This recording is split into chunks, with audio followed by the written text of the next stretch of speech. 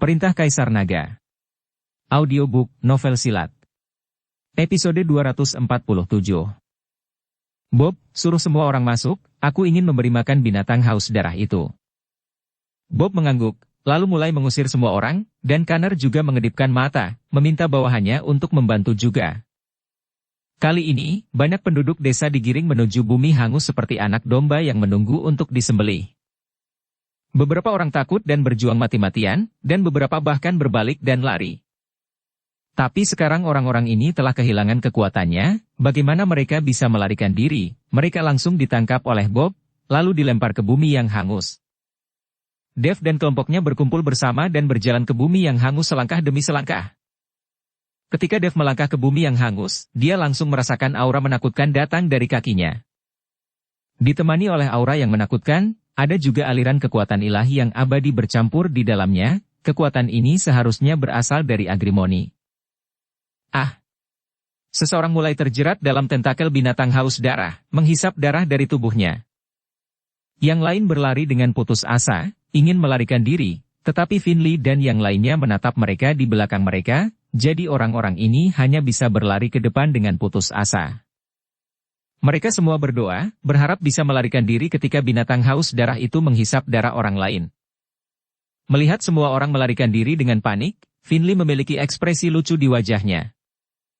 Finley, Anda lebih kejam dari yang saya bayangkan. Saya tidak menyangka bahwa metode Anda untuk berurusan dengan binatang haus darah itu adalah dengan mengorbankan penduduk desa ini. Sepertinya Anda merencanakannya sejak awal. Tidak heran Anda menghargai kehidupan dari penduduk desa ini begitu banyak. Connor tidak menyangka metode Finley begitu kejam. Kamu dan aku mungkin bukan lawan dari monster haus darah itu bersama-sama. Sekarang tidak ada cara lain untuk menghadapi monster haus darah kecuali yang ini. Kekuatan pil akan mempengaruhi tubuh monster haus darah, dan kemudian binatang haus darah akan menjadi makanan di piring, jadi tidak perlu khawatir tentang itu. Finley tersenyum bangga. Connor tidak mengatakan apa-apa, tetapi hanya melihat pemandangan tragis di depannya. Penduduk desa yang telah kehilangan keterampilan mereka tidak memiliki ruang untuk melawan di bawah serangan binatang buas yang haus darah. Yanina memandangi penduduk desa yang mati secara tragis, matanya penuh belas kasihan, dia sangat ingin menyelamatkan orang-orang ini, tetapi dia tahu dia tidak memiliki kemampuan. Melihat penduduk desa itu, Dave hanya bisa menggelengkan kepalanya tanpa daya, dia tidak punya cara untuk menyelamatkan orang-orang ini sekarang. Segera, lapisan tipis kabut hitam naik di atas bumi yang hangus, dan terdengar teriakan, dan kabut hitam menyelimutinya, membuat daratan semakin suram. Ayo pergi, keluar dari sini secepat mungkin kita akan cukup beruntung untuk mendapatkan Agrimoni. Setelah Dave selesai berbicara, dia membawa Ali dan yang lainnya lebih dekat ke tengah. Tapi tepat setelah mengambil 2 langkah, Zoe itu tiba-tiba menjerit, dan sebuah tentakel muncul dari tanah, langsung menjerat Zoe itu. Tolong, kakak Dave selamatkan aku, kakak Ali selamatkan aku. Zoe sangat ketakutan hingga wajahnya menjadi pucat, dan dia berteriak keras. Lagi pula, dia masih anak-anak, dan ketika menghadapi bahaya, dia langsung panik. Melihat ini, Dave melompat, mengeluarkan pisau besar, dan menebas tentakel dengan keras. Dengan pisau Dave, ujung bilahnya melesat ke atas, dan cahaya tajam dari bilahnya menyala, memotong tentakelnya secara langsung. Dave menyelamatkan Zoe, dan seluruh orang berlari di belakang Dave. Pada saat ini, Finley, Connor dan yang lainnya yang telah menonton semuanya tercengang, dan menatap Dave dengan wajah bingung. Mereka tidak mengerti, Dave meminum pil sangong, bagaimana dia masih bisa meledak dengan kekuatan yang luar biasa sekarang? Ali, Yanina, dan Zain semuanya mengeluarkan senjata mereka dan menjaga Zoe dengan waspada. Semua orang memancarkan aura, dan penduduk desa yang diburu oleh binatang buas yang haus darah semuanya berlari menuju Dave dan kelompoknya, berharap mendapat perlindungan dari Dave dan kelompoknya. Finley, apakah pil sangongmu kedaluarsa? Kenapa tidak efektif sama sekali? Connor menatap Finley dan bertanya. Finley juga sangat takjub saat ini, dia tidak mengerti bagaimana Dave dan kelompoknya masih bisa memancarkan aura dan kekuatan setelah meminum pil sangong. Pada saat ini, binatang haus darah yang tentakelnya telah dipotong meraung, dan tanah mulai bergetar hebat. Merasakan getaran hebat ini, semua orang ketakutan, dan beberapa orang sangat ketakutan hingga jatuh ke tanah. Sekarang kekuatan orang-orang ini semuanya telah hilang, dan mereka seperti orang biasa. Ali dan Zoe juga memiliki wajah tegang, dan tubuh mereka sedikit gemetar. Mereka semua tahu bahwa binatang yang haus darah ini marah dan hendak keluar dari tanah. Ali, mundur dan lindungi Yanina dan Zoe. Melihat ini, Dev buru-buru berteriak. Dengan kekuatan Dev saat ini, dia masih tidak memiliki cara untuk menghadapi binatang buas yang haus darah. Namun dia tidak bisa melindungi Ali dan yang lainnya, apalagi penduduk desa lainnya. Ali dan Zain dengan cepat mundur bersama Yanina dan Zoe, menciptakan jarak tertentu, tetapi penduduk desa lainnya ingin mengikuti dan melarikan diri, tetapi tanah yang bergetar membuat mereka sulit bergerak. Diiringi dengan suara gemuruh, hantu besar keluar dari tanah. Setelah hantu itu bersandar padanya, semua orang berteriak ketakutan, bahkan wajah Finley dan Connor sangat pucat. Binatang haus darah ini tingginya lebih dari 10 meter, seluruh tubuhnya bersisik, dan di bagian atas tubuhnya, ada lebih dari selusin tentakel yang terus melambai. Namun, binatang haus darah ini tampaknya tidak memiliki kepala, mata dan mulutnya tidak terlihat, tentakel ini tampaknya adalah mata dan mulut binatang haus darah itu. Ia menggunakan tentakel ini untuk merasakan posisi musuh, dan menggunakan tentakel untuk menghisap darah untuk memberi nutrisi bagi dirinya sendiri. Penampilan binatang haus darah ini sangat menakutkan.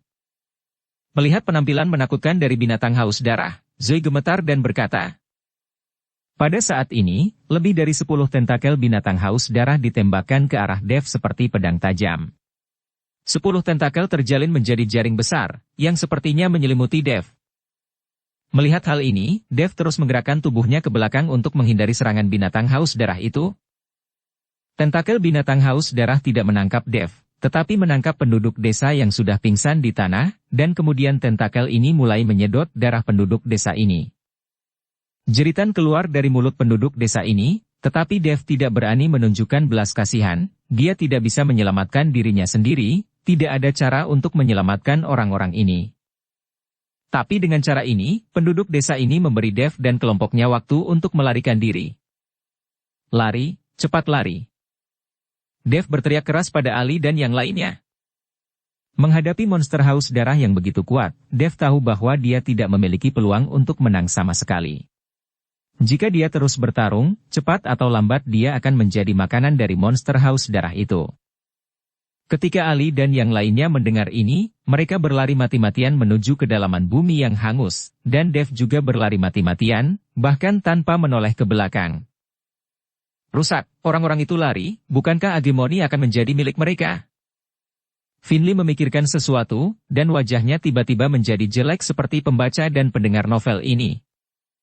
Saudaraku, mari kita hentikan mereka dengan cepat, kita tidak bisa membiarkan mereka mendapatkan hegemoni. Kata Bob dengan cemas. Finley dan Bob melompat dalam sekejap, dan mengejar Dev dan yang lainnya. Sekarang binatang buas yang haus darah memiliki makanan, mereka tidak punya waktu untuk berurusan dengan orang lain. Melihat ini, Connor memimpin orang lain untuk mengejarnya. Dia dan Finley sekarang dianggap sebagai mitra. Jika keduanya tidak bekerja sama, mereka mungkin menjadi mangsa binatang buas yang haus darah. Dev, yang berlari dengan putus asa, merasakan beberapa napas mendekat di belakangnya, jadi dia melihat ke belakang dan menemukan bahwa itu adalah Finley dan yang lainnya mengejarnya. Dev tahu bahwa orang-orang ini pasti takut dia akan mengambil hegemoni, jadi mereka mengejarnya terlepas dari bahayanya. Dev percaya diri untuk menyingkirkan Finley dan yang lainnya, tetapi Ali dan Zoe tidak dapat melakukannya, cepat atau lambat kecepatan mereka akan menyusul. Ali, cepat lari, jangan melihat ke belakang, dan jangan berhenti. Dev memerintah Ali, lalu melambat, dan akhirnya berhenti. Dia ingin tetap tinggal untuk menghalangi Finley dan yang lainnya, mengulur waktu untuk Ali dan Yanina melarikan diri. Melihat Dev tidak melarikan diri, tetapi berhenti dengan sukarela, baik Finley maupun Bob merasa sangat aneh. Kenapa kamu tidak lari? Bob memandang Dev dan bertanya dengan rasa ingin tahu. Menghadapi binatang buas yang haus darah, aku melarikan diri, tetapi menghadapmu, mengapa aku harus lari? Dengan kekuatanmu, aku bahkan tidak menganggapmu sebagai semut di mataku.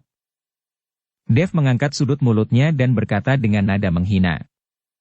Jika Dev dapat pulih ke kekuatan puncaknya, orang-orang seperti Bob dan Finley bahkan tidak akan dianggap semut, dan Dev bahkan tidak akan melihat mereka. Bahkan jika Dev tidak pulih, jika roh pedang Zhongli pulih, orang-orang seperti Bob tidak akan berarti apa-apa selain semut di mata Dev.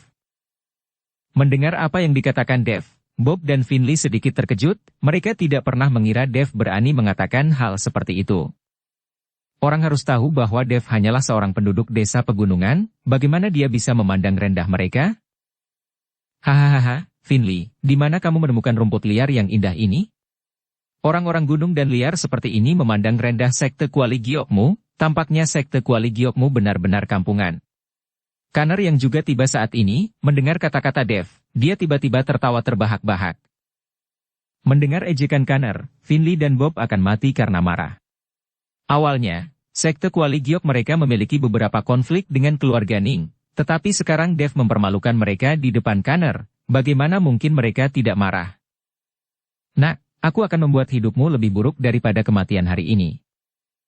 Setelah Bob selesai berbicara, dia tiba-tiba bergerak maju dan memegang kepala Dev. Melihat serangan Bob, Dev merasa jauh lebih santai. Meskipun kekuatan Bob bagus, tidak mudah mengalahkan Dev. Selama Finley tidak bergerak, Dev percaya diri untuk membunuh orang ini. Saat Bob bergerak, Dev mengayunkan pisau panjang, dan cahaya pedang yang menyilaukan mengarah ke Bob. Adik, cepat kembali. Finley menyadari kekuatan pedang Dev pada saat Dev menyerang. Terlebih lagi, Bob tidak bersenjata saat ini, jadi dia pasti akan menderita. Terlepas dari pengingat Finley, Bob masih agak lambat untuk bereaksi. Ketika dia melangkah mundur dan menarik tangannya, pancaran pisau sudah melewati lengannya. Noda darah muncul dari lengan Bob. Darah membasahi pakaiannya dan mengalir keluar. Melihat dia terluka oleh Dev, Bob tidak dapat mempercayainya. Finley mengambil bedak dari tubuhnya dan memercikkannya ke luka Bob, dan darah segera berhenti. Nak, kamu harus mati hari ini. Bob menggertakkan giginya, dadanya naik turun karena marah. Anda harus tahu bahwa dari awal hingga akhir, Bob menganggap Dev sebagai penduduk desa pegunungan yang lebih rendah, dan tidak pernah memandangnya secara langsung, tetapi sekarang dia dilukai oleh Dev, dan Bob tidak tahan dengan lukanya, dan masih ada orang yang menonton dari pinggir lapangan. Bob ingin menyerang Dev, tetapi dihentikan oleh Finley. Nak, bisakah kamu memberitahuku mengapa kamu masih mempertahankan kekuatanmu setelah meminum ramuanku? Finley melihat bahwa situasi Dev tidak sederhana, jadi dia bertanya pada Dev. Apakah kamu berbicara tentang pil Sangong? Dev mencibir.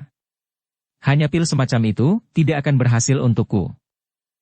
Ini bukan bualan Dev, jika kekuatan Dev saat ini pulih, pil Sangong berhasil tidak akan berpengaruh pada Dev. Mentenkar katta tave, Finley setikit menkernit, jati kamu joka seoran kalkemis.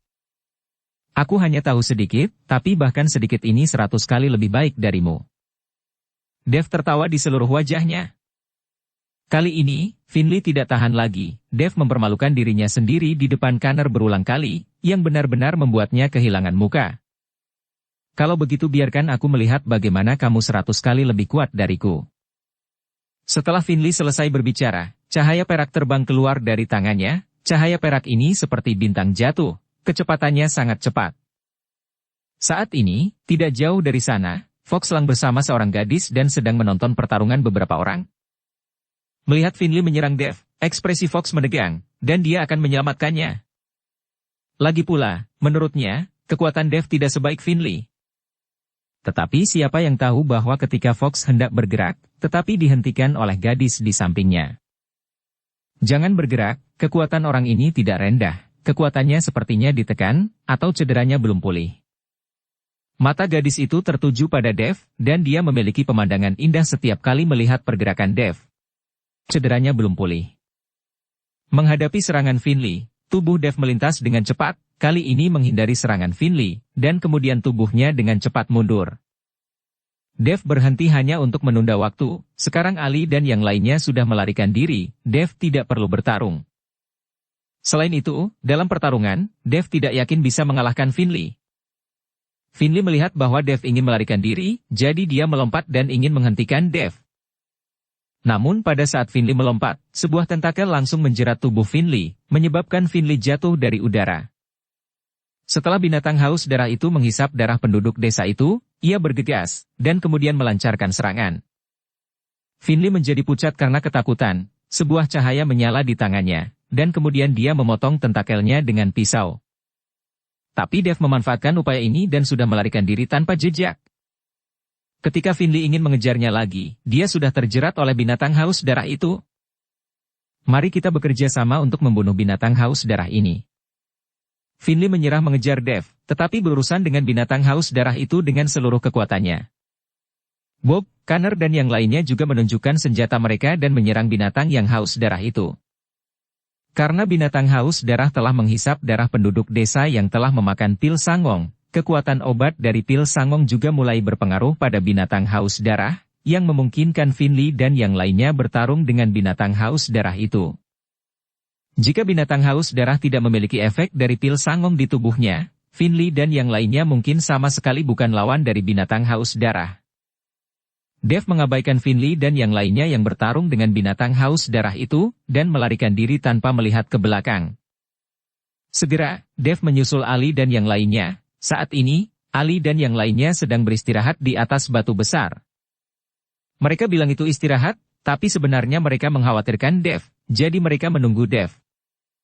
Melihat Dave mengejarnya dengan aman, semua orang tersenyum. Kakak Dave, kamu baik-baik saja. Zoe dan Yanina melangkah maju bersama dan bertanya dengan prihatin. Aku baik-baik saja. Untungnya, binatang haus darah itu menjerat Finley dan yang lainnya, jadi aku bisa melarikan diri. Ayo cepat pergi, kurasa binatang haus darah itu juga bersikeras. Kita tidak memiliki banyak waktu. Setelah Dave selesai berbicara, dia mengajak Ali dan yang lainnya untuk terus berlari ke depan. Saat Dave dan yang lainnya terus melangkah lebih dalam, kekuatan ilahi yang abadi menjadi semakin kuat. Nafas yang sangat kuat, apakah ada agrimoni di depan?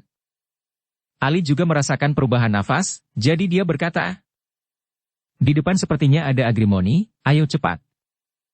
Dave tidak sabar untuk mempercepat larinya. Beberapa menit kemudian, Dave dan yang lainnya melihat tanaman hijau tumbuh di bumi hangus yang gelap gulita. Tanaman ini membentuk kontras yang tajam dengan pemandangan sekitarnya. Agrimoni, itu seharusnya agrimoni? Zoe memandang tanaman hijau itu dan berseru kegirangan. Dave berjalan ke arahnya dan menemukan bahwa agrimoni itu sangat biasa, tingginya hanya setengah meter, dengan 5 daun di atasnya. Jika agrimoni ini tumbuh di rerumputan, tidak ada yang bisa mengatakan bahwa itu adalah rumput peri. Namun, pada daun agrimoni, ada jejak kecemerlangan putih bersih yang mengalir, dan ada lapisan kabut tipis di sekitar agrimoni, dan sinar matahari menyinari kabut ini, membentuk sinar cahaya berwarna-warni. Apakah ini rumput peri? Zain memandang agrimoni dengan kaget. Saya mendengar dari para penatua di desa bahwa jika Anda bisa mendapatkan rumput peri dan memperbaikinya menjadi ramuan, kekuatan Anda akan meningkat pesat. Ali dan yang lainnya juga berkata. Melihat agrimoni, dia terus berbicara dengan bersemangat, dan semua orang tersenyum. Namun, Dave menatap agrimoni dari dekat, dengan ekspresi bermartabat. Agrimoni memang hal yang baik. Dengan agrimoni ini, Dave mungkin memulihkan kekuatannya lebih cepat. Namun, Dave juga tahu bahwa kekuatannya saat ini tidak cukup untuk memurnikan rumput peri semacam ini. Jika dia secara paksa memurnikannya, dia mungkin akan menghancurkan agrimoni pada akhirnya. Tetapi jika itu tidak dapat disempurnakan, jika Dave mengambil agrimoni dan membawanya bersamanya, itu pasti akan menjadi bom waktu. Dave percaya bahwa dia tidak akan dapat memulihkan kekuatannya secara diam-diam di masa depan. Setelah ragu-ragu berulang kali, Dave perlahan mengulurkan tangannya, mengambil agrimoni, dan memasukkannya ke dalam cincin penyimpanannya. Hidup dan mati terserah Tuhan, dia juga tidak terlalu peduli. Setelah Dave menyimpan agrimoni, ada sedikit tekad di matanya. Kakak Dave, ayo pergi, orang-orang itu akan menyusul sebentar lagi. Melihat Dave sudah mengambil agrimoni, Yanina berkata. Dave mengangguk, oke, ayo pergi. Dave dan rombongannya dengan cepat melewati bumi yang hangus. Ketika semua orang menginjak rumput hijau, mereka merasa sedikit lega. Tapi tidak lama setelah Dave dan yang lainnya pergi, Bob dan Finley bergegas, dan ketika mereka melihat Agrimony telah menghilang, mereka mengutuk dengan marah. Aku harus menemukan pria itu, mencabik-cabiknya. Lancang. Berani mengambil Agrimonyku? Finley meraung dengan marah. Bob juga sangat marah, tetapi saat ini Agrimony telah hilang, dan Dave serta yang lainnya telah pergi, jadi perjalanan mereka sia-sia. Kakak, apa yang harus kita lakukan selanjutnya? Kita tidak mendapatkan Agrimony, baru saja membunuh binatang haus darah, dan membuang begitu banyak pil untuk itu. Ini kerugian besar. Guru tahu bahwa dia pasti akan menyalahkan kita. Bob bertanya pada Finley. Finley sedikit mengernyit, berpikir sejenak dan berkata, ayo pergi, kita kembali, kita tidak mendapatkan Agrimony, tapi binatang haus darah itu memiliki banyak harta di dalamnya. Setelah selesai berbicara, Finley bergegas kembali dengan Bob, sementara Connor memimpin orang-orang untuk mulai membedah mayat binatang yang haus darah itu. Connor dan yang lainnya ingin membunuh binatang buas yang haus darah, mereka semua terluka dan bingung saat ini. Setelah mengeluarkan pil binatang dari binatang yang haus darah, Connor duduk di samping dan beristirahat. Ketika dia melihat Finley dan Bob kembali begitu cepat, dia tidak bisa tidak bertanya-tanya. Mengapa kamu kembali dengan cepat? Di mana Agrimony-nya? Agrimony diambil, dan orang-orang itu melarikan diri. Finley berkata dengan marah. Melihat Finley tidak memiliki Agrimony, Connor segera menjadi waspada. Karena kamu tidak memiliki Agrimony, mengapa kamu tidak mengejarnya? Connor bertanya pada Finley. Di mana aku akan mengejar? Orang-orang sudah lama menghilang. Finley selesai berbicara, melirik mayat binatang haus darah di tanah, dan berkata dengan ringan, untuk membunuh binatang haus darah ini, adikku dan saya telah bekerja keras. Jika binatang haus darah itu tidak terpengaruh oleh efek pil sangong, itu tidak akan bisa dibunuh sama sekali. Jadi kami memiliki bagian dari harta pada binatang yang haus darah. Ketika Connor mendengar apa yang dikatakan Finley, dia langsung mencibir dan berkata, Finley, ketika para penatua berbicara, mereka saling meludah dan memaku. Mengapa kamu berbicara seperti kentut? Apa yang kamu katakan? Connor berbicara dengan kasar, membuat Bob langsung meraung marah. Finley menghentikan Bob. Hanya ada dua dari mereka sekarang, dan mereka baru saja menghabiskan banyak energi untuk bertarung dengan binatang buas yang haus darah. Jika mereka bertarung sekarang, mereka berdua mungkin tidak dapat mengambil keuntungan. Connor, aku memang mengatakan bahwa binatang haus darah akan diberikan kepadamu pada saat itu, tapi sekarang kami tidak mendapatkan Agrimony, kita tidak bisa membiarkan kita kembali dengan tangan kosong, kan? Suara Finley sangat rendah, dengan nada meminta bagian. Lagi pula, jika mereka tidak mengambil apapun kembali, tuan mereka pasti akan menghukum mereka. Kalau itu aku tidak peduli, kamu memilih Agrimonium lebih dulu, kamu sendiri yang rugi, apa hubungannya denganku? Connor sangat tidak senang, dan mengangkat alisnya, binatang haus darah ini milikku, kamu bahkan tidak akan mendapatkan sepotong daging. Jika kamu ingin merebutnya dengan paksa, maka kita bisa mencobanya. Paling buruk, kamu akan terbunuh dan jaringnya akan rusak, dan itu akan menjadi disebut makanan monster gunung.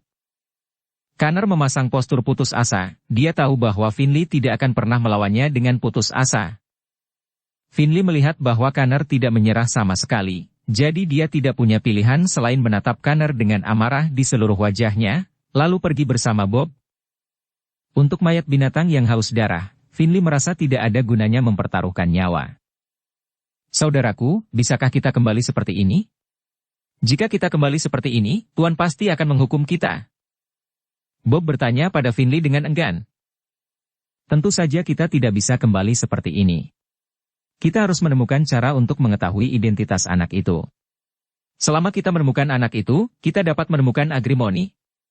Finley menggertakkan giginya dengan kebencian saat dia menyebutkan Dave. Saudaraku, bagaimana jika anak itu sudah lama memakan Agrimony di perutnya? Bob bertanya dengan cemas. Tidak, anak itu sepertinya juga seorang alkemis.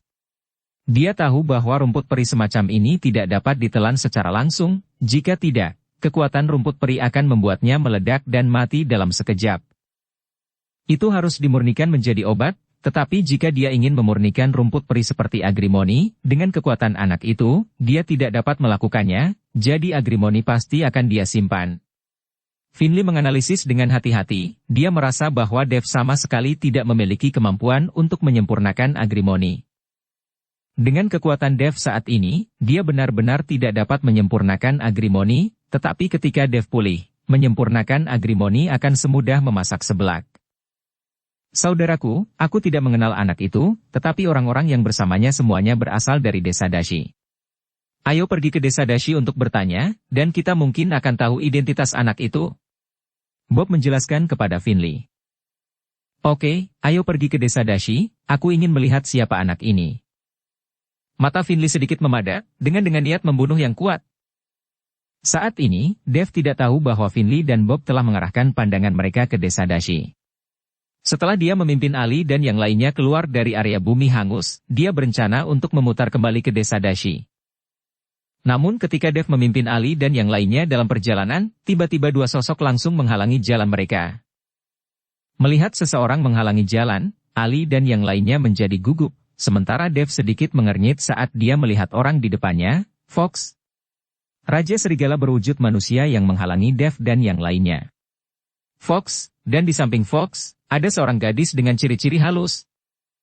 Benar-benar tidak mudah bagimu untuk melarikan diri dari genggaman Finley dan membawa agrimoni. Fox memandang Dev dan berkata dengan sedikit penghargaan. Untuk apa kamu menghentikan kami? Dev bertanya pada Fox dengan waspada. Sebagai Raja Serigala Iblis yang telah berubah menjadi wujud manusia, kekuatan Fox jelas lebih tinggi dari Connor dan Finley. Sekarang kekuatan Dev belum pulih, dia tidak memiliki cara untuk mengetahui kekuatan Fox yang sebenarnya. Jangan gugup, aku tidak tertarik dengan agrimoni di tanganmu, hanya saja putri kami tertarik padamu dan ingin mengobrol denganmu. Fox sedikit tersenyum ketika melihat ekspresi gugup Dev. Putri? Dev memandang gadis di sebelah Fox dengan heran. Dia tidak menyangka gadis itu juga berubah dari monster, tetapi Dev tidak merasakan sedikit pun aura binatang dari gadis itu. Itu benar, ini Putri Isha, dia sangat tertarik dengan aura binatang buasmu. Fox mengangguk dan berkata, aku tidak punya waktu sekarang, aku harus cepat, kalau tidak aku tidak akan bisa keluar dari pegunungan ini hari ini. Dev tidak ingin mengobrol dengan Putri Isha. Lagi pula, Dev tidak tahu tentang Fox dan identitas yang disebut Putri Isha, jadi dia tidak bisa mempercaya mereka. Jika kami tidak memberi jalan, apakah kamu yakin bisa keluar dari sini? Putri Isha tersenyum tipis. Dev terdiam setelah mendengar kata-kata Putri Isha. Mengesampingkan tingkat kekuatan Putri Isha, Dev dan yang lainnya bukan tandingan Fox. Apa yang ingin kamu bicarakan? Tanyakan dengan cepat, kami sedang terburu-buru. Kata Dev kepada Putri Isha. Tetapi Putri Isha tidak menjawab Dev, tetapi menatap Fox dan berkata, Fox, kirim yang lain keluar dari gunung. Adapun orang ini, saya ingin dia tinggal dan mengobrol dengan baik. Siap. Fox mengangguk dengan hormat dan berkata, tidak, saudara Dev akan pergi bersama kami tidak akan pernah meninggalkan saudara Dev sendirian. Melihat pihak lain ingin Dev untuk tinggal, Yanina berkata dengan keras. Ya, kami tidak bisa meninggalkan saudara Dev sendirian. Zoe juga berteriak keras, mereka ingin pergi dan kembali bersama Dev. Mendengar Yanina dan Zoe berteriak keras, ekspresi Fox menjadi dingin, dan dia hendak menegur, tetapi dihentikan oleh Putri Isha dengan lembut mengangkat tangannya. Kemudian Putri Isha memandang Yanina dan Zoe dengan senyum di wajahnya, dan berkata dengan nada tenang, kalian berdua anak kecil, apakah menurutmu kamu punya tempat untuk berbicara di sini? Aku tidak akan menyakiti saudaramu Dev. Sekarang, pulanglah dengan patuh, tidak lama lagi kakakmu Dev akan kembali juga. Yanina dan Zoe tidak terima, mereka tidak ingin Dev tinggal sendirian, mereka akan menyangkal Putri Isha, tetapi dihentikan oleh Dev. Yanina, Zoe, kembalilah, aku akan baik-baik saja. Setelah Dev selesai berbicara, dia memandang Ali dan berkata, Ali, kamu harus melindungi keselamatan mereka berdua. Jangan khawatir, saya akan optimis tentang mereka berdua. Ali mengangguk. Sementara wajah Zain penuh dengan frustrasi saat ini. Awalnya dia berjanji pada Bob untuk menemani pengumpulan tanaman obat untuk bisa membalaskan dendam penduduk desanya. Tapi sekarang semuanya menjadi seperti ini, rencana balas dendamnya akan sia-sia. Dev melihat apa yang dipikirkan Zain, jadi dia melangkah maju dan menepuk bahu Zain dan berkata, "Jangan khawatir, selama aku hidup, aku pasti akan menghancurkan desa daging itu, dan aku akan membawamu bersamaku ketika saatnya tiba." Zain memandang Dev dan mengangguk berat. Meskipun dia dan Dev baru saja bertemu, Zain percaya pada kata-kata Dev. Lagi pula, kekuatan Dev terlihat jelas bagi semua orang. Yanina dan Zoe dengan enggan mengucapkan selamat tinggal pada Dev, sementara Dev menasihati dan menasihati lagi mereka semua. Lagi pula, di pegunungan ini, segala macam bahaya bisa terjadi kapan saja, belum lagi Dev tidak tahu apa yang terjadi dengan Fox, dan apakah dia akan menyerang Ali dan yang lainnya. "Jangan khawatir, temanmu akan baik-baik saja," Putri Isha berkata kepada Dev dan berjanji, lalu kemudian berkata kepada Fox, "Fox, jika ada yang salah dengan orang-orang ini, maka kamu tidak akan diizinkan kembali." "Putri, jangan khawatir, aku akan menjamin keselamatan mereka," Fox berjanji. Segera, Ali dan yang lainnya pergi di bawah pengawalan Fox, dan hanya Dev dan Putri Isha yang tersisa di hutan pegunungan yang luas. "Ayo, kita pergi juga," kata Putri Isha kepada Dev. "Kemana kita akan pergi? Mengapa kamu ingin berbicara denganku?" Dev bertanya dengan heran. "Betul, aku ingin mengobrol denganmu, tapi aku tidak di sini. Adapun kemana kamu pergi, kamu akan tahu kapan kamu sampai di sana." Setelah Isha selesai berbicara, dia berjalan lurus ke depan. Melihat ini, Dev hanya bisa mengikuti di belakang. Mereka berdua berjalan satu demi satu tanpa berbicara. Setelah berjalan selama beberapa jam, Dev merasa aura di sekelilingnya mulai berubah. Terlebih lagi, di pegunungan dan hutan, kabut tebal perlahan naik di beberapa titik, langsung menghalangi pandangan Dev. Putri Isha, yang berjalan di depan, secara aktif menghembuskan nafasnya, lalu berkata kepada Dev, "Kamu rasakan nafasku dari belakang, jangan tersesat." Dev mengangguk, lalu merasakan nafas sepanjang jalan. Berjalan maju dengan mengikuti nafas Putri Isha. Setelah berjalan beberapa saat, kabut tebal mulai menghilang perlahan, dan Dev bisa melihat pemandangan di sekitarnya. Dan ketika kabut tebal benar-benar hilang, Dev tercengang. Karena di depan Dev, sebuah kota yang sangat besar dan megah muncul di hadapannya. Cahaya matahari terbenam menyinari kota, menambahkan sedikit misteri ke kota. Dukung channel Novel Silat dengan subscribe, follow, like, komen dan share. "Tempat apa ini?" Dev bertanya pada Putri Isha dengan heran. "Ini rumahku." Putri Isha tersenyum tipis. "Rumahmu?" Dev tertegun. Dia tidak pernah menyangka bahwa rumah Putri Isha sebenarnya adalah sebuah kota, dan berada jauh di pegunungan. Tapi setelah dipikir-pikir, Putri Isha ini juga monster yang berubah menjadi manusia, jadi tidak ada salahnya jika rumahnya berada jauh di pegunungan. Dev mengikuti Putri Isha dan berjalan menuju kota. Ketika dia semakin dekat, Dev menyadari bahwa ada penjaga yang menjaga gerbang kota. Setelah melihat Putri Isha, semua penjaga segera menundukkan kepala dan berlutut di tanah. Putri Isha bahkan tidak melihat para penjaga, dan langsung berjalan ke kota, dan Dev mengikuti Putri Isha, menikmati standar kesopanan yang tinggi ini. "Kota ini milik keluargamu. Mungkinkah ayahmu adalah kaisar?" Dev bertanya pada Putri Isha. Putri Isha mengangguk, "Itu benar, ayahku adalah Kaisar Iblis Yihe." Dev menarik napas dalam-dalam ketika mendengar itu. Ayah Putri Isha memang seorang Kaisar Iblis? Meskipun Dev tidak tahu ranah Kaisar Iblis di alam manusia surgawi, itu pasti tidak berada dalam jangkauannya. Dev mengikuti Putri Isha di seberang jalan menuju kota kekaisaran di area tengah. Saat Dev dan yang lainnya memasuki kota kekaisaran, seorang pemuda berbaju emas berjalan mendekat. "Putri Isha, saya mendengar dari Raja Iblis bahwa Anda pergi keluar, dan saya sangat khawatir sampai mati. Anda harus tahu bahwa di luar terlalu berbahaya sekarang. Jika Anda pergi sendirian, jika terjadi kesalahan, Anda akan berada di masalah. Jika kamu pergi keluar, tolong beritahu aku, jadi aku bisa melindungi keselamatanmu." Kata pemuda itu kepada Putri Isha dengan wajah khawatir. Tapi Putri Isha hanya melirik pemuda itu, lalu berkata dengan sedikit jijik, "Ben, ketika kebebasan bergerakku akan berada di bawah kendalimu, apakah aku harus melapor kepadamu kemanapun aku pergi? Bukan begitu, aku hanya khawatir tentang keselamatanmu. Ben melambaikan tangannya berulang kali untuk menjelaskan, tetapi ketika dia melihat Dev di belakang Putri Isha, alisnya mengerutkan kening. Putri, kenapa kamu membawa manusia masuk ke dunia kita? Tetapi setelah Ben selesai berbicara, dia tiba-tiba terlihat aneh, dan terus berkata, "Hei, orang ini memiliki aura manusia, mengapa dia juga memiliki aura binatang seperti kita? Apakah itu aura binatang ilahi?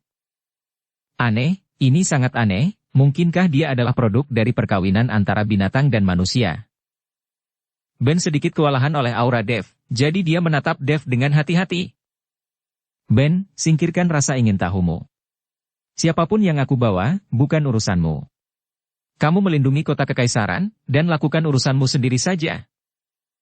Putri Isha menegur Ben, dan kemudian berbicara dengan Dev dan berkata, "Dev, ayo pergi." Putri Isha memimpin Dev menuju aula dalam kota kekaisaran, sementara Dev berjalan 2 langkah dengan cepat, berjalan berdampingan dengan Putri Isha. Ini membuat Ben yang menonton tak berdaya cukup marah, dia tidak pernah disuguhi berjalan berdampingan dengan Putri Isha. "Bawahanmu Ben itu, sepertinya menyukaimu." Dev bertanya pada Putri Isha. Dev juga santai ketika berbicara karena dia merasa Putri Isha tidak memiliki niat jahat terhadapnya. "Dia kodok yang mau makan daging angsa, mana mungkin aku menyukainya sebagai tukang intip," kata Putri Isha marah. "Tukang intip?" Dev tertegun sejenak, tidak mengerti apa maksud Putri Isha. Ben itu cabul. Dia sering mengintip gadis-gadis yang sedang mandi. Dia pikir teknik hantunya sangat bagus sehingga tidak ada yang tahu, tapi dia masih terlihat oleh orang-orang. Putri Isha terlihat marah. Dan Dev sangat terkejut, dia tidak menyangka bahwa, melihat Ben yang tegak dan besar, dia bahkan akan memiliki keanehan voyeurisme. Pantas saja Putri Isha merasa jijik dan muak saat melihat Ben itu. Dev mengikuti Putri Isha ke aula dalam, dan Putri Isha berteriak keras. "Ayah, ayah." Dengan Putri Isha berteriak, seorang lelaki tua dari aula keluar, dan kemudian memberi hormat pada Putri Isha. "Putri, Raja Iblis keluar kota, mungkin tidak akan kembali sampai besok. Ayahku pergi keluar kota sebelum aku kembali." Putri Isha cemberut, terlihat sangat tidak senang, dan kemudian berkata kepada lelaki tua itu, "Penatua Pei, kamu bawa dia beristirahat sebentar, aku membawanya ke sini untuk bertemu ayahku." Penatua Pei mengangguk, lalu dengan sopan berkata kepada Dev, "Tuan, tolong ikut saya." Dev memandang Putri Isha dengan heran, yang membawanya ke kota kekaisaran, tetapi membiarkannya beristirahat tanpa bertanya atau mengatakan apapun. "Pergi dan istirahat dulu. Aku tahu tubuhmu terluka dan kekuatanmu terbatas. Aku akan mengirim seseorang untuk mengirimimu ramuan untuk membantumu pulih. Jangan khawatir, aku tidak akan menyakitimu." Putri Isha berkata kepada Dev. Dev melihat bahwa apa yang dikatakan Putri Isha sangat tulus, dan memang dia tidak memusuhi dia, jadi dia pergi untuk beristirahat. Penatua Pei membawa Dev ke kamar yang sangat biasa, dan kemudian berkata dengan hormat, "Tolong istirahat, jika Anda memiliki sesuatu, Anda dapat memanggil saya kapan saja." "Terima kasih Penatua Pei." Melihat itu pihak lain sangat hormat, Dev buru-buru mengucapkan terima kasih. Tapi saat Penatua Pei hendak meninggalkan ruangan, Dev tiba-tiba menghentikannya. "Penatua Pei, bolehkah saya mengajukan pertanyaan?" Dev bertanya. "Silahkan," kata Penatua Pei. "Penatua Pei, apakah di kota pembudidaya setan Anda ada manusia?" Dev bertanya dengan rasa ingin tahu. Penatua Pei menggelengkan kepalanya, "Tidak ada manusia di sini. Kami semua adalah pembudidaya setan, ras binatang dan sejenisnya.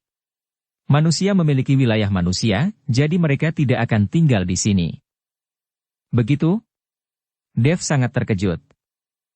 "Ini adalah kota besar, apakah tidak ada orang lain yang mengetahuinya dan datang ke sini?" Dev kembali bertanya. "Tentu saja manusia pernah ke sini. Kami sering mengundang beberapa alkemis manusia untuk datang ke sini untuk membantu memurnikan ramuan, atau mencari perawatan medis. Kamu juga tahu bahwa hampir tidak mungkin bagi pembudidaya setan seperti kami untuk menjadi alkemis. Jadi kami masih membutuhkan bantuan seorang alkemis manusia." Penatua PI menjawab dengan hati-hati. Dev mengangguk dengan bingung. Dia baru menyadari bahwa para pembudidaya iblis yang berubah menjadi manusia dari monster tidak bisa menjadi alkemis. Apakah Anda memiliki pertanyaan lagi? Penatua PI bertanya dengan sopan. Oh, tidak ada, terima kasih, Penatua PI. Dev menggelengkan kepalanya dengan cepat dan berkata. Penatua PI pergi, sementara Dev tinggal di kamar, diam-diam mengatur napasnya, dan perlahan memulihkan kekuatannya. Saya tidak tahu berapa lama, tapi Dev terbangun oleh suara pintu terbuka. Dev membuka matanya dan melihat Putri Isha berjalan dengan sebuah cakram. Di piring porselen, pil berwarna coklat kehijauan memancarkan cahaya redup. Sekilas Dev tahu bahwa pil ini jelas bukan pil biasa. Putri Isha. Dev bangkit dan berkata dengan hormat. Aku membawa guisin pil. Melihat kondisimu, sepertinya kamu memiliki luka yang belum sembuh. Meminum guisin pil ini mungkin baik untuk menyembuhkan lukamu. Kata Putri Isha sambil memegang piring porselen, lalu menaruh di atas meja. Dev memandangi guisin pil dengan sedikit keraguan di wajahnya, karena guisin pil ini jelas merupakan barang yang tak ternilai harganya bagi seorang kultivator setan tanpa alkemis. Tapi sekarang Putri Isha memberikan benda ini langsung kepada dirinya sendiri. Dev sedikit bingung, dia tidak mengerti mengapa Putri Isha begitu baik padanya. Dev tidak tahu apa yang direncanakan Putri Isha. Putri Isha, saya ingin bertanya kepada Anda dan saya baru saja bertemu, mengapa Anda memberi saya hadiah yang begitu besar? Dev bertanya dengan bingung. Karena aku ingin mendapat jawaban darimu, kata Putri Isha. Jawaban apa? Dev terkejut, tidak mengerti apa maksud Putri Isha. Kamu memiliki nafas manusia, tetapi pada saat yang sama kamu memiliki nafas binatang, yang berarti orang tuamu pasti bukan dari ras yang sama. Salah satunya pasti adalah ras binatang, dan yang lainnya adalah ras manusia. Aku ingin tahu siapa orang tuamu. Siapa yang melahirkanmu? Tanya Putri Isha. Dev sedikit mengernyit. Dia tidak mengerti bahwa Putri Isha bertanya apa yang orang tuanya lakukan, tetapi Dev tetap menjawab, ibuku manusia, tapi siapa ayahku? Aku belum pernah bertemu dengannya, jadi aku tidak tahu identitasnya. Mengapa kamu mengajukan pertanyaan-pertanyaan ini? Apakah ada yang salah dengan orang tuaku? Dev menatap Putri Isha dengan aneh, dia benar-benar tidak mengerti pertanyaan Putri Isha. Apa gunanya? Apa yang ingin dia dapatkan dari pertanyaan ini? Mungkin kamu tidak tahu, kami ras binatang tidak bisa menikah dengan manusia, dan bahkan jika kami menikah, kami tidak akan bisa punya anak. Di kota kerajaan iblis kami, apakah ada sedikit orang yang memiliki perasaan dengan manusia, tetapi pada akhirnya, tidak satupun dari mereka dapat memiliki anak. Jadi sejak lama, kami selalu berpikir bahwa kombinasi dengan manusia bertentangan dengan kehendak Tuhan, sehingga kami akan dihukum oleh Tuhan dan tidak dapat memiliki anak. Tapi setelah melihatmu, aku benar-benar ingin tahu bagaimana kamu dilahirkan dan mengapa orang tuamu tidak dihukum oleh Tuhan. Putri Isha menjelaskan dengan hati-hati. Dev tercengang ketika mendengarnya, tetapi dia tidak pernah tahu bahwa ada aturan yang tidak bisa dinikahi oleh ras binatang dan manusia. Bagaimana situasinya jika Anda tidak dapat memiliki anak setelah menikah? Lalu aku kawin dengan Helena, apakah itu melanggar kehendak Tuhan? Putri Isha, aku benar-benar tidak bisa menjelaskan masalah itu kepadamu, karena aku tidak tahu apa yang terjadi denganku. Kata Dev dengan senyum malu. Dev bahkan belum pernah bertemu ayahnya sendiri, jadi bagaimana dia bisa tahu mengapa dia dilahirkan? Tidak masalah, ketika ayahku kembali, dia mungkin bisa melihat beberapa alasan, kamu harus tinggal di sini dulu 1 malam. Putri Isha pergi setelah selesai berbicara. Dev melihat pil guisin, tetapi dia tidak memakannya, tetapi langsung memasukkannya ke dalam cincin penyimpanan. Meskipun Putri Isha terlihat baik, Dev tidak cukup kuat sekarang. Setelah memeriksa bahan-bahannya, saya tidak berani makan dengan santai. Dev membuka jendela ruangan, melalui jendela, Dev dapat dengan mudah melihat seluruh kota kerajaan iblis, yang juga terang benderang.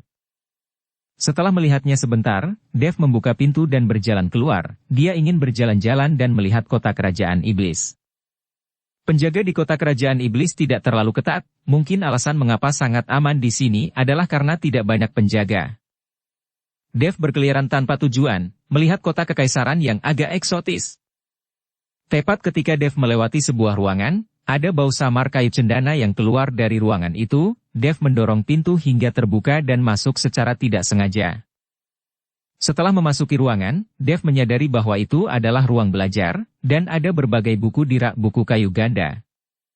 Dev mengambil sebuah buku, membolak-baliknya dengan santai, dan menemukan bahwa ada beberapa karakter yang tidak jelas di dalamnya.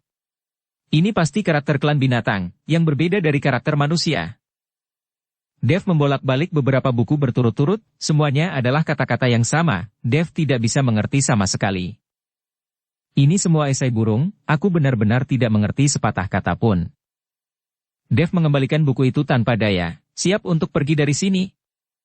Tapi segera Dev berhenti, dia sepertinya mengingat sesuatu, dan mengambil buku lagi. Tapi kali ini, Dev tidak melihatnya dengan matanya, tetapi dengan lembut membelai buku itu dengan tangannya, dan segera perasaan ilahi membungkus buku itu.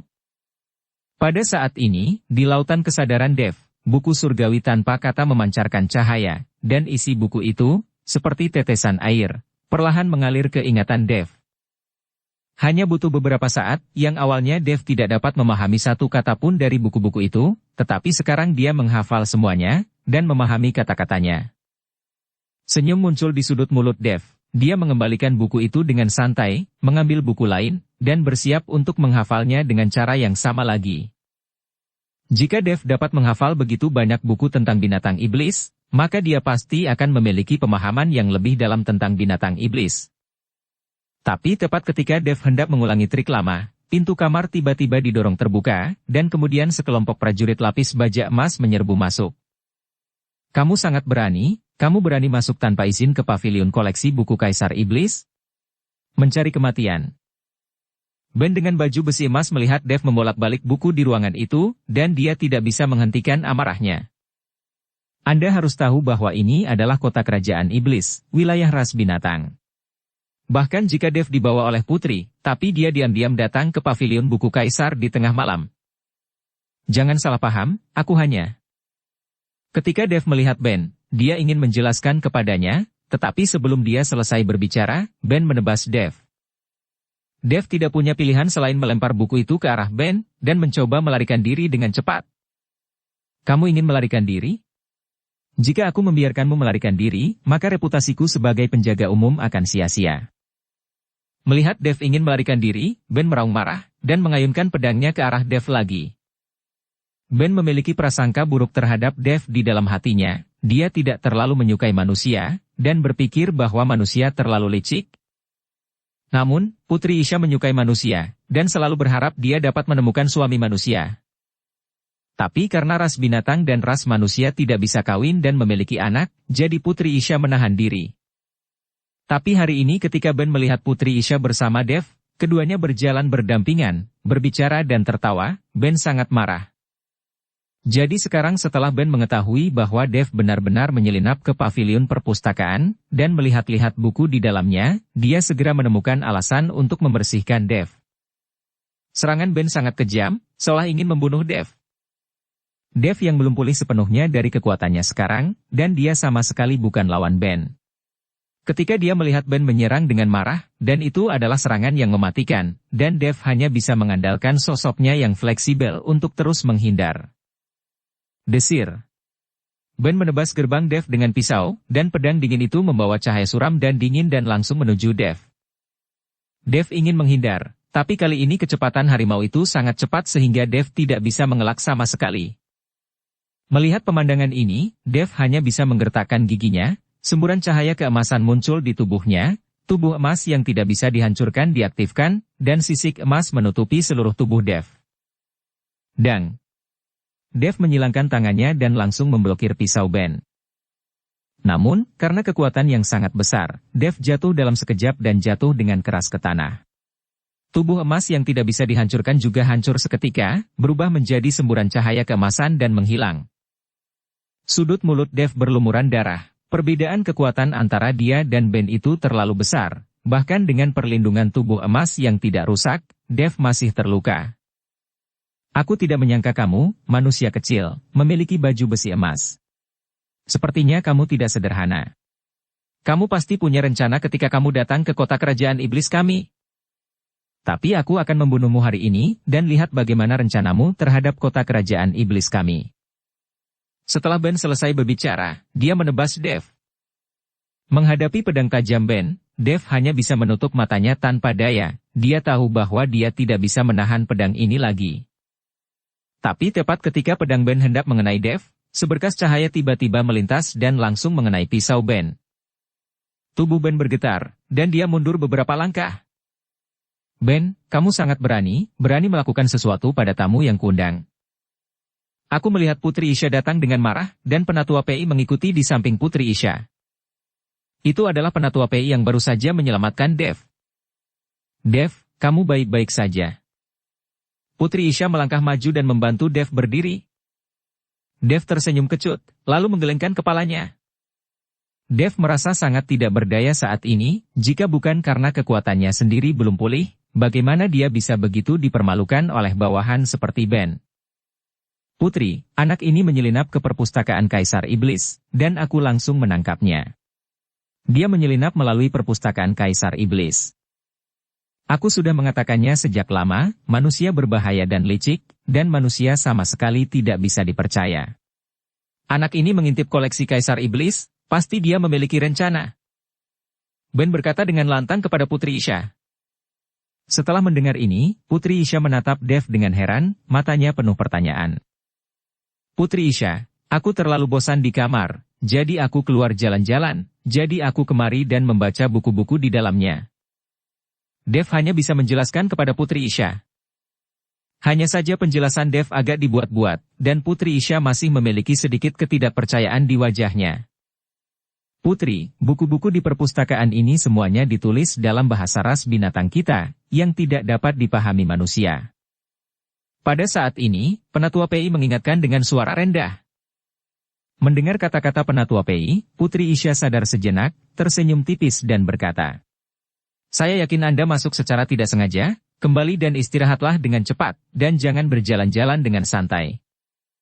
"Terima kasih, Putri." Dev mengangguk, lalu kembali. Ben menatap punggung Dev, wajahnya penuh amarah. "Putri, pria ini bukan orang baik pada pandangan pertama. Sekarang manusia saling menipu dan melakukan segala macam hal buruk, kamu tidak bisa lagi begitu dekat dengan manusia." Ben berkata kepada Putri Isha. Putri Isha mengerutkan kening, matanya menyipit dan berkata, "Ben, apakah kamu memberiku mengajariku?" Ben tidak berani. Merasakan kemarahan pada Putri Isha, Ben menundukkan kepalanya. "Perhatikan identitasmu sendiri." Putri Isha berkata dengan wajah dingin. "Bawa pergi orang-orangmu." Ben tidak mengatakan apa-apa, dan pergi bersama para penjaga. "Putri, meskipun Dev tampaknya tidak kuat, dia tidak menimbulkan ancaman apapun bagi kota kekaisaran iblis kita, tapi menurutku lebih baik tidak membiarkannya tinggal di sini untuk waktu yang lama." Setelah Ben pergi, Penatua PI berkata kepada Putri Isha, "Ya, ketika ayahku sudah kembali, dan bertemu dengannya, aku akan menyuruhnya pergi. Aku hanya tidak tahu apakah ayah akan kembali besok. Dan mengapa dia pergi dengan tergesa-gesa, apakah ada sesuatu yang penting?" Putri Isha mengangguk dan berkata, "Putri, Kaisar Iblis pergi keluar kota untuk mengundang seorang dokter terkenal untuk putri saya, dan dia akan kembali besok," kata Penatua PI. Putri Isha tertegun sejenak ketika dia mendengar ini, dan kemudian dia sedikit tersenyum. "Yah, Penatua PI, istirahatlah lebih awal, dan jangan khawatir tentang itu. Karena ayahku secara pribadi telah keluar, aku percaya itu dia akan dapat menemukan seseorang dengan keterampilan medis yang baik. Seorang yang bisa menyembuhkan putrimu." Putri Isha berkata kepada Penatua PI. "Kebaikan Kaisar Iblis dan sang putri kepada veteran seperti saya, veteran ini tidak akan pernah lupa." Mata Penatua PI mulai basah. Putrinya sendiri menderita penyakit aneh dan terbaring di tempat tidur sepanjang waktu, dia juga mencari banyak dokter, tetapi tidak ada yang bisa menyembuhkannya. Sekarang Kaisar Iblis secara pribadi mengundang alkemis, yang membuat Penatua PI sangat berterima kasih. Penatua PI pergi, tetapi Putri Isha tidak pergi, tetapi menoleh sedikit ke samping, dan berkata dengan suara yang sedikit marah, "Keluarlah, aku percaya padamu dan membiarkanmu pergi. Aku tidak berharap kamu kembali lagi. Setelah Putri Isha selesai berbicara, sosok Dev perlahan berjalan keluar dari sudut gelap. Rasa malu tertulis di seluruh wajah Dev. Dev baru saja pergi, tetapi keingintahuan batinnya tentang ras binatang membuatnya menyelinap kembali. Dev telah membaca buku tentang ras hewan. Hal-hal yang tercatat dalam buku tersebut dapat dianggap membuka beberapa hal yang tidak diketahui oleh Dev, namun yang tercatat dalam buku ini hanyalah puncak gunung es dari ras hewan. Dev masih ingin tahu lebih banyak, jadi dia kembali dan ingin membaca beberapa buku lagi, tetapi dia ditemukan oleh Putri Isha. Putri Isha, saya hanya sangat ingin tahu tentang ras hewan Anda. Saya ingin mengenal Anda lebih baik. Saya sama sekali tidak ada niat jahat, kata Dev dengan tulus. Bersambung ke episode 248. Dukung kami dengan subscribe, follow, like, komen dan share. Terima kasih.